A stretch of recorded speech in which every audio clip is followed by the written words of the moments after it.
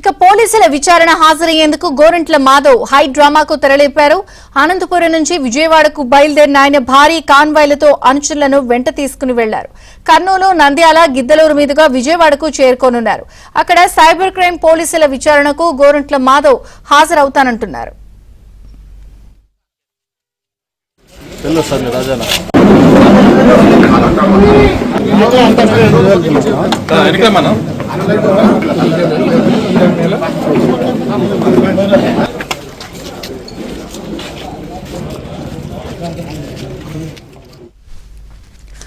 అయితే ఉదయం 10 గంటలకు పోలీసుల ముందు హాజరు కావాల్సి ఉండగా ఆయన అనంతపురంలోని ఇంటి వద్దే చాలాసేపు టైంపాస్ చేశారు. విచారణకు వెళ్తున్నానంటూ పోలీసులను తప్పుదో పట్టించే ప్రయత్నం చేశారు. చివరికి విచారణకు అంటూ భారీ కాన్వాయ్లతో బయలుదేరి హల్చల్ చేస్తున్నారు.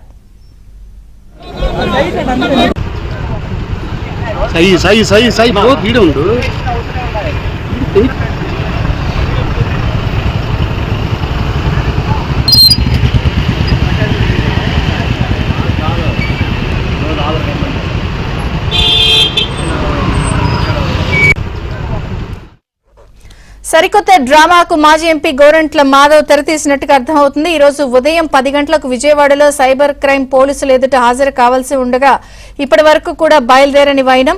ఒక పక్కన భారీ కాన్వాయ్తో హల్చల్ చేస్తున్నా కాసేపు వెళ్తున్నట్టు కాసేపు వెళ్లనట్టుగా కూడా కనిపిస్తున్న వైఖరి కనిపిస్తోంది.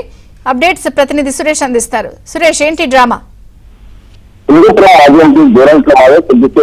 అనంతపురం నుంచి విజయవాడ బయలుదేరారు. ఏదైతే పోస్టో కేసులో బాధితుల పేరును ప్రస్తావించారంటూ మహిళా కమిషన్ మాజీ చైర్మన్ వాసిరెడ్డి పద్మ ఇచ్చిన ఫిర్యాదు మేరకు విజయవాడ సైబర్ క్రైమ్ పోలీసులు కేసు నమోదు చేసిన ఆ కేసులో విచారణలో భాగంగా ఈ రోజు 5వ తేదీ ఉదయం 10 గంటలకు హాజరు కావాలంటూ కూడా విజయవాడ సైబర్ క్రైమ్ పోలీసులు నోటీసులు ఇచ్చారు. నోటీసుల మేరకు గోరంట్ల మాధవ్ హాజరు కావాల్సి ఉంటుంది ఉదయం 10 గంటలకు. అయితే మాధవ్ మాత్రం ఇంటి వద్ద 10-11 గంటల సమయం వరకు కూడా ఇంటి వద్ద అనుచరులు అందరితో కూడా అవతారం చేశారు. ఇక్కడే అనుచరులతో పాటు ముఖ్యమైన నేతలందరినీ కూడా ఇంటి వద్ద చర్చించుకుని మంత్రాలు చేశారు. మనం విజయవాడ వెళ్లాల్సిన అవసరమైతే విజయవాడ వెళ్తాం, లేకపోతే లేదు అంటూ కూడా కొంతమందితో కీలకమైన చర్చలు చేశారు. మాధవ్ కి అనుకున్న సామాజిక వర్గానికి చెందిన నేతలు కూడా పెద్ద ఎత్తున హాజరయ్యారు.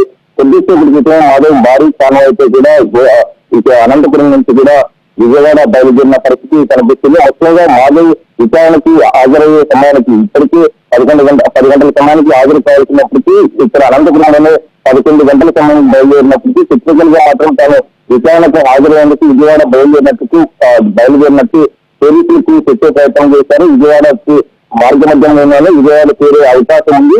సాయంత్రం 5 గంటలకు తాను చేరుకుంటానంటూ కూడా విజయవాడ పోలీసులకు చెప్పినట్లు తెలిసింది. మరొకవైపు 2-3 రోజులు మొదటగా సమయం కావాలని కోరినప్పటికీ ప్రస్తుతం ఇప్పుడు తాను విజయవాడ వెళ్తున్నట్టు కూడా మీడియా చెప్పారు. మొత్తంగా గోరంట్ల మాధవ్ సైబర్ క్రైమ్ పోలీసులు ఇచ్చిన ఏదైతే నోటీసులు పేర్కొన్న సమయానికి విచారణకు హాజరయ్యే అవకాశం లేనట్లు కూడా స్పష్టంగా తెలుస్తుంది. ఇప్పుడు అనంతపురం నుంచి బయలుదేరినప్పటికీ రాత్రి 9 గంటల సమయానికి గానే విజయవాడ చేరుకునే అవకాశం ఉంది.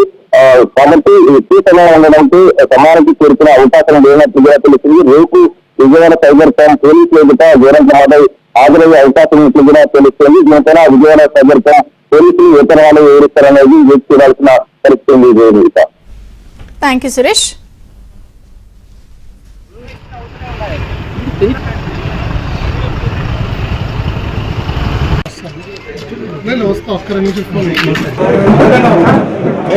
రాజా